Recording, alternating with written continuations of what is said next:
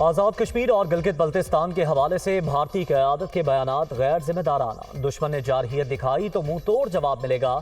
Army chief का दो टूक पैगाम। जनरल आसिम मुनीर का लाइन ऑफ कंट्रोल के रकचक्री सेक्टर में फ्रंट लाइन का दौरा, जवानों से मुलाकात।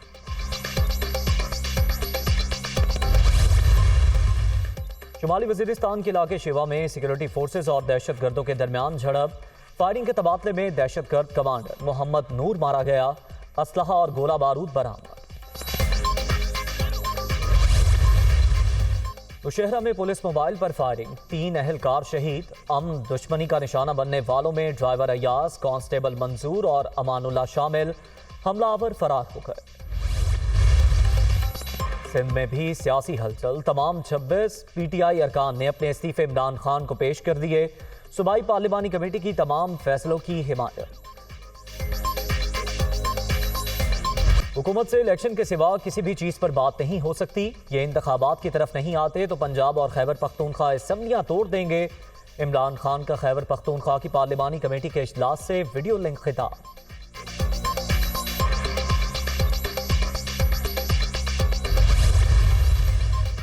और धमकियां और मुज़ाकरात एक साथ नहीं चल सकते। इत्तेहादी जमातों को तहफ़्फ़ुज़ात हैं। बातचीत करनी है तो इमरान खान लहजा दुरुस्त करें। साद रफीक और राना सनाउल्लाह की प्रेस कॉन्फ्रेंस।